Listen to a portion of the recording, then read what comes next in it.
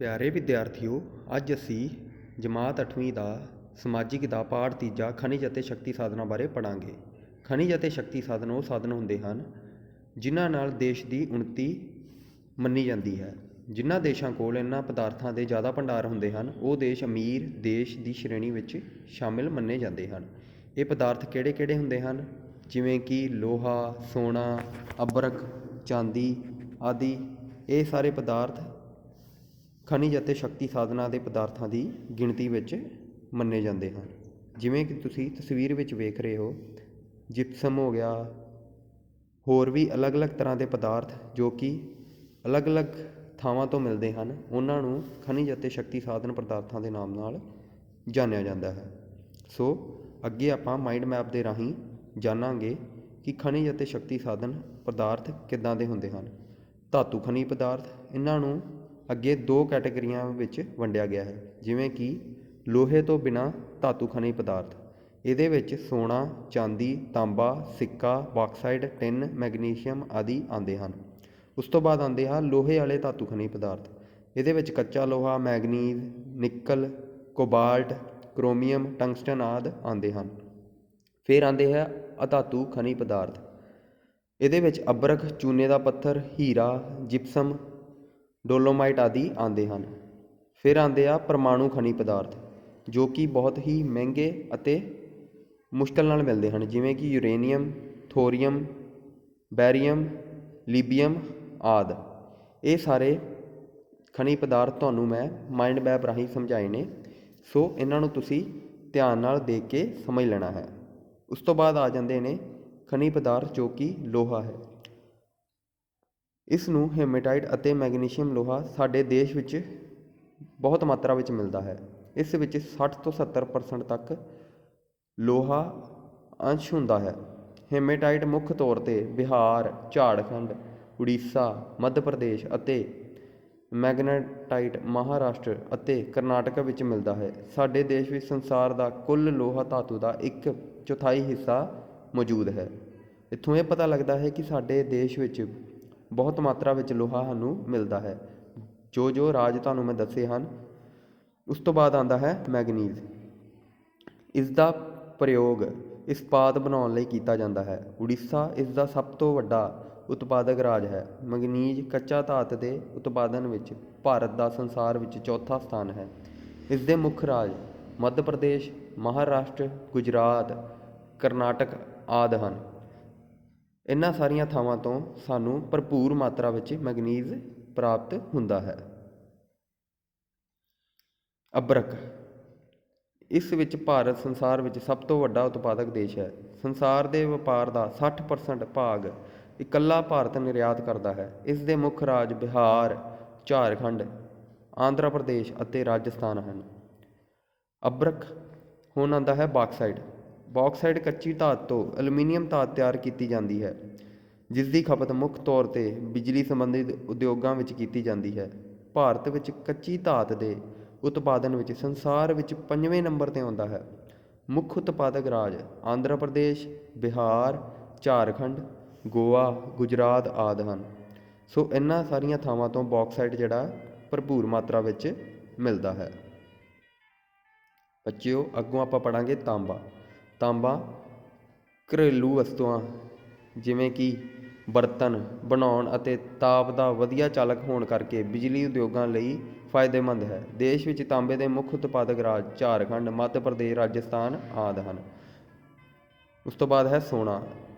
ਇਹ ਬਹੁਤ ਹੀ ਮਹੱਤਵਪੂਰਨ ਅਤੇ ਮਹਿੰਗੀ ਧਾਤ ਹੈ। ਸਾਡੇ ਦੇਸ਼ ਵਿੱਚ ਸੋਨੇ ਦੇ ਭੰਡਾਰ ਬਹੁਤ ਘੱਟ ਹਨ। ਇਹ ਮੁੱਖ ਤੌਰ 'ਤੇ ਕਰਨਾਟਕ ਵਿੱਚ ਕੱਢਿਆ ਜਾਂਦਾ ਹੈ। ਕੋਲਾਰ ਖਾਨਾ ਸੰਸਾਰ ਵਿੱਚ ਸਭ ਤੋਂ ਡੂੰਘੀਆਂ ਖਾਨਾਂ ਵਿੱਚੋਂ ਇੱਕ ਹੈ। ਸੋ ਸਾਡੇ ਦੇਸ਼ ਵਿੱਚ ਸੋਨਾ ਬਹੁਤ ਘੱਟ ਮਾਤਰਾ ਵਿੱਚ ਹੈ ਅਤੇ ਇਹ ਕੋਲਾਰ ਦੀਆਂ ਖਾਨਾਂ ਵਿੱਚੋਂ ਮਿਲਦਾ ਹੈ। ਚੂਨੇ ਦਾ ਪੱਥਰ। ਦੇਸ਼ ਵਿੱਚ ਚੂਨੇ ਦਾ ਪੱਥਰ ਬਹੁਤ ਜ਼ਿਆਦਾ ਮਾਤਰਾ ਵਿੱਚ ਮਿਲਦਾ ਹੈ। ਇਸ ਦਾ ਪ੍ਰਯੋਗ ਸੀਮੈਂਟ ਉਦਯੋਗ ਅਤੇ ਘਰੇਲੂ ਪੱਥਰ 'ਤੇ ਕੀਤਾ ਜਾਂਦਾ ਹੈ।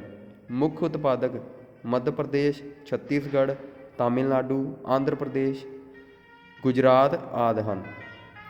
ਪਰਮਾਣੂ ਖਣਿਜ ਪਦਾਰਥ। ਜਿਹੜੀ ਊਰਜਾ ਇਹਨਾਂ ਖਣਿਜ ਪਦਾਰਥਾਂ ਤੋਂ ਪੈਦਾ ਕੀਤੀ ਜਾਂਦੀ ਹੈ ਉਸ ਨੂੰ ਪਰਮਾਣੂ ਊਰਜਾ ਦਾ ਨਾਂ ਦਿੱਤਾ ਜਾਂਦਾ ਹੈ। USA, ਰੂਸ, ਜਾਪਾਨ, UK ਅਤੇ ਭਾਰਤ ਵਰਗੇ ਦੇਸ਼ਾਂ ਵਿੱਚ ਪਰਮਾਣੂ ਸ਼ਕਤੀ ਕੇਂਦਰ ਸਥਾਪਿਤ ਕੀਤੇ ਗਏ ਹਨ। ਇਹਨਾਂ ਦੀ ਵਰਤੋਂ ਸਿਰਫ ਦੇਸ਼ ਦੀ ਉੱਨਤੀ ਵਾਸਤੇ ਊਰਜਾ ਪੈਦਾ ਕਰਨ ਲਈ ਹੀ ਜਾਵੇ, ਨਾ ਕਿ ਤਬਾਹੀ ਅਤੇ ਪ੍ਰਦੂਸ਼ਣ ਲਈ। ਇਸ ਵਿੱਚ ਵੀ ਸਾਡੀ ਸਮਝਦਾਰੀ ਹੋਵੇਗੀ। ਇਹ ਪਰਮਾਣੂ ਸ਼ਕਤੀਆਂ ਬਹੁਤ ਹੀ ਘਾਤਕ ਸਿੱਧ ਵੀ ਹੋ ਸਕਦੀਆਂ ਨੇ ਜੇ ਇਸ ਦਾ ਗਲਤ ਇਸਤੇਮਾਲ ਕੀਤਾ ਜਾਵੇ। ਸੋ ਇਸ ਦਾ ਬਹੁਤ ਹੀ ਸੂਝ-ਬੂਝ ਅਤੇ ਸਮਝਦਾਰੀ ਨਾਲ ਪ੍ਰਯੋਗ ਕੀਤਾ ਜਾਣਾ ਚਾਹੀਦਾ ਹੈ, ਤਾਂ ਕਿ ਇਸ ਦਾ ਸਾਨੂੰ ਸਹੀ ਤਰੀਕੇ ਨਾਲ ਫਲ ਮਿਲ ਸਕੇ ਅਤੇ ਫਾਇਦਾ ਹੋ ਸਕੇ। ਉਸ ਤੋਂ ਬਾਅਦ ਆਉਂਦੇ ਹਨ ਯੂਰੇਨੀਅਮ। ਭਾਰਤ ਵਿੱਚ ਯੂਰੇਨੀਅਮ ਸਿੰਘਭੂਮ, ਹਜ਼ਾਰੀਬਾਗ, ਝਾਰਖੰਡ, ਗਇਆ ਜੋ ਕਿ ਬਿਹਾਰ ਵਿੱਚ ਹੈ, ਸਹਾਰਨਪੁਰ ਜੋ ਕਿ ਉੱਤਰ ਪ੍ਰਦੇਸ਼ ਵਿੱਚ ਹੈ, ਉਦੈਪੁਰ ਜੋ ਕਿ ਰਾਜਸਥਾਨ ਵਿਖੇ ਮਿਲਦਾ ਹੈ।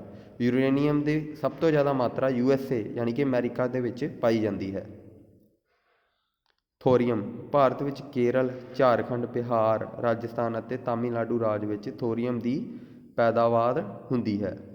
ਸੋ ਥੋਰੀਅਮ ਦੀ ਫੋਟੋ ਤੁਸੀਂ ਦੇਖ ਸਕਦੇ ਹੋ। ਇਸ ਤਰੀਕੇ ਦਾ ਇਹ ਧਾਤੂ ਹੁੰਦਾ ਹੈ। ਪਰਮਾਣੂ ਖਣਿਜ ਪਦਾਰਥ। ਲਿਥੀਅਮ। ਭਾਰਤ ਵਿੱਚ ਕੇਰਲ, ਝਾਰਖੰਡ, ਮੱਧ ਪ੍ਰਦੇਸ਼, ਰਾਜਸਥਾਨ ਅਤੇ ਛੱਤੀਸਗੜ੍ਹ ਰਾਜ ਵਿੱਚ ਲਿਥੀਅਮ ਦੀ ਪੈਦਾਵਾਰ ਹੁੰਦੀ ਹੈ। ਊਰਜਾ ਦੇ ਸਾਧਨ। ਮਨੁੱਖ ਨੂੰ ਘਰ ਦੇ ਚੁੱਲ੍ਹੇ ਤੋਂ ਲੈ ਕੇ ਵੱਡੇ ਉਦਯੋਗਾਂ ਨੂੰ ਚਲਾਉਣ ਵਾਸਤੇ ਊਰਜਾ ਦੀ ਜ਼ਰੂਰਤ ਪੈਂਦੀ ਹੈ। ਇਹਨਾਂ ਸਾਧਨਾਂ ਵਿੱਚ ਕੋਲਾ, ਤੇਲ, ਕੁਦਰਤੀ ਗੈਸ ਅਤੇ ਬਿਜਲੀ ਆਦਿ ਮੁੱਖ ਹਨ, ਜਿਨ੍ਹਾਂ ਨੂੰ ਅਸੀਂ ਊਰਜਾ ਦੇ ਰਵਾਇਤੀ ਸਾਧਨ ਆਖਦੇ ਹਾਂ। ਦੂਜੇ ਪਾਸੇ ਮਨੁੱਖ ਹੋਰ ਸਾਧਨਾਂ ਦੀ ਵਰਤੋਂ ਕਰਨ ਲੱਗਾ ਹੈ। ਇਹ ਸ਼ਕਤੀ ਸਾਧਨ ਸਸਤੇ, ਨਵੇਂ, ਦੁਬਾਰਾ ਪੈਦਾ ਹੋ ਸਕਣ ਵਾਲੇ ਅਤੇ ਪ੍ਰਦੂਸ਼ਣ ਰਹਿਤ ਹੋਣ ਦੇ ਗੁਣਾਂ ਨਾਲ ਭਰਪੂਰ ਹਨ। ਇਹਨਾਂ ਨੂੰ ਨਵੇਂ ਸਾਧਨ ਕਿਹਾ ਜਾਂਦਾ ਹੈ, ਜਿਵੇਂ ਸੂਰਜੀ ਸ਼ਕਤੀ, ਪੌਣ ਸ਼ਕਤੀ, ਗੋਬਰ ਗੈਸ ਊਰਜਾ, ਧਰਤੀ ਹੇਠਲਾ ਤਾਪ ਊਰਜਾ, ਸਮੁੰਦਰੀ ਲਹਿਰਾਂ ਆਦਿ। ਸੋ ਬੱਚੋ ਤੁਸੀਂ ਫੋਟੋ ਵਿੱਚ ਵੀ ਦੇਖ ਸਕਦੇ ਹੋ ਕਿ ਕਿਹੜੇ ਸਾਧਨ ਹਨ ਜਿਹੜੇ ਊਰਜਾ ਦੇ ਸਾਧਨ ਮੰਨੇ ਜਾਂਦੇ ਹਨ। ਅੱਗੇ ਹੈ ਕੋਲਾ। ਕੋਲਾ ਕਾਲੇ ਜਾਂ ਭੂਰੇ ਰੰਗ ਦਾ ਜੈਵਿਕ ਪਦਾਰਥ ਹੈ, ਜਿਸ ਵਿੱਚ ਕਾਰਬਨ ਮੁੱਖ ਤੱਤ ਦੇ ਤੌਰ 'ਤੇ ਮੌਜੂਦ ਹੁੰਦਾ ਹੈ। ਕੋਲਾ ਘਰੇਲੂ ਵਰਤੋਂ ਤੋਂ ਲੈ ਕੇ ਵੱਡੇ ਉਦਯੋਗਾਂ ਅਤੇ ਰੇਲ ਗੱਡੀਆਂ ਨੂੰ ਚਲਾਉਣ ਵਾਸਤੇ ਵਰਤਿਆ ਜਾਂਦਾ ਹੈ। ਕੋਲੇ ਦੀਆਂ 4 ਕਿਸਮਾਂ ਵਿੱਚੋਂ ਐਂਥ੍ਰੋਸਾਈਟ ਸਭ ਤੋਂ ਵਧੀਆ ਅਤੇ ਉੱਤਮ ਕਿਸਮ ਦੀ ਕੋਲਾ ਮੰਨਿਆ ਜਾਂਦਾ ਹੈ, ਅਤੇ ਪੀਟ ਸਭ ਤੋਂ ਮਾੜੀ ਕਿਸਮ ਦਾ ਕੋਲਾ ਮੰਨਿਆ ਜਾਂਦਾ ਹੈ। ਭਾਰਤ ਵਿੱਚ ਝਾਰਖੰਡ, ਦਮਕਾ, ਹਜ਼ਾਰੀਬਾਗ, ਧੰਨਬਾਦ, ਪਲਾਮੂ ਮੁੱਖ ਖੇਤਰ ਹਨ, ਜਿੱਥੋਂ ਕਿ ਕੋਲੇ ਦੀ ਪੈਦਾਵਾਰ ਹੁੰਦੀ ਹੈ ਅਤੇ ਸਾਨੂੰ ਉੱਥੋਂ ਕੋਲਾ ਮਿਲਦਾ ਹੈ। ਕੋਲੇ ਦੀਆਂ ਵੀ ਬਹੁਤ ਸਾਰੀਆਂ ਕਿਸਮਾਂ ਨੇ, ਜਿਹਦੇ ਵਿੱਚੋਂ 2 ਕਿਸਮਾਂ ਜੋ ਕਿ ਬਹੁਤ ਵਧੀਆ ਅਤੇ ਘਟੀਆ ਹਨ, ਤੁਹਾਨੂੰ ਮੈਂ ਦੱਸਦੀਆਂ। ਊਰਜਾ ਦੇ ਸਾਧਨ, ਜਿਵੇਂ ਕਿ ਪੈਟਰੋਲੀਅਮ ਜਾਂ ਖਣਿਜ ਤੇਲ। ਪੈਟਰੋਲੀਅਮ ਜਾਂ ਖਣਿਜ ਤੇਲ ਧਰਤੀ ਦੀਆਂ ਤਹਿਦਾਰ ਚੱਟਾਨਾਂ ਵਿੱਚੋਂ ਨਿਕਲਦਾ ਹੈ। ਪੈਟਰੋਲੀਅਮ ਨੂੰ ਤਰਲ ਸੋਨਾ ਵੀ ਕਿਹਾ ਜਾਂਦਾ ਹੈ। ਇਸ ਦੀ ਵਰਤੋਂ ਬਹੁਤ ਸਾਰੀਆਂ ਮਸ਼ੀਨਾਂ, ਆਵਾਜਾਈ ਦੇ ਸਾਧਨ ਅਤੇ ਉਦਯੋਗਾਂ ਵਿੱਚ ਕੀਤੀ ਜਾਂਦੀ ਹੈ। ਭਾਰਤ ਵਿੱਚ ਅਸਾਮ, ਅਰੁਣਾਚਲ ਪ੍ਰਦੇਸ਼, ਗੁਜਰਾਤ, ਮਹਾਰਾਸ਼ਟਰ, ਤਾਮਿਲਨਾਡੂ ਅਤੇ ਰਾਜਸਥਾਨ ਆਦਿ ਰਾਜਾਂ ਤੋਂ ਖਣਿਜ ਤੇਲ ਪ੍ਰਾਪਤ ਹੁੰਦਾ ਹੈ।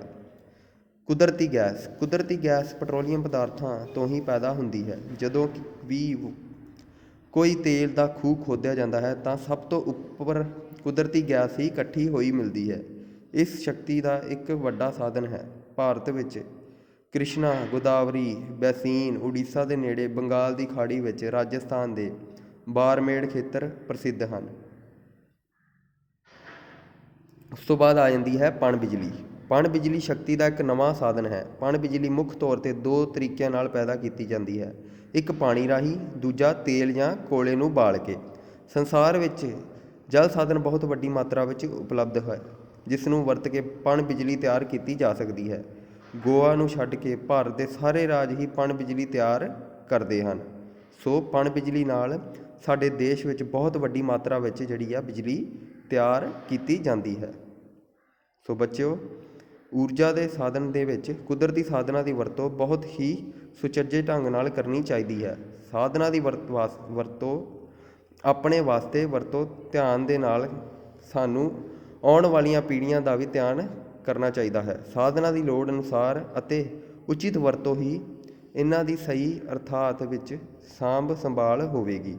ਸੋ ਬੱਚੋ, ਸਾਨੂੰ ਬਹੁਤ ਹੀ ਸਮਝਦਾਰੀ ਅਤੇ ਸੂਝ-ਬੂਝ ਨਾਲ ਇਹਨਾਂ ਸਾਰੇ ਸਾਧਨਾਂ ਦੀ ਵਰਤੋਂ ਕਰਨੀ ਚਾਹੀਦੀ ਹੈ।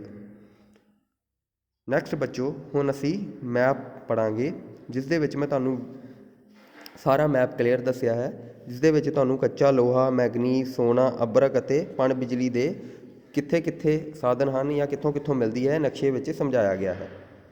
ਨੈਕਸਟ ਮੈਪ ਦੇ ਵਿੱਚ ਤੁਹਾਨੂੰ ਤਾਂਬਾ, ਬੌਕਸਾਈਡ, ਪੈਟਰੋਲੀਅਮ ਅਤੇ ਕੋਇਲਾ ਕਿੱਥੋਂ ਮਿਲਦਾ ਹੈ ਉਹ ਦਰਸਾਇਆ ਗਿਆ ਹੈ। ਸੋ ਇਹਨਾਂ ਸਾਰੇ ਰਾਜਾਂ ਨੂੰ ਤੁਸੀਂ ਧਿਆਨ ਨਾਲ ਯਾਦ ਕਰਕੇ ਆਪਣੇ ਮੈਪ ਦੇ ਉੱਤੇ ਡਰਾ ਕਰ ਲੈਣਾ ਹੈ ਅਤੇ ਇਸ ਨੂੰ ਯਾਦ ਵੀ ਕਰ ਲੈਣਾ ਹੈ। ਧੰਨਵਾਦ।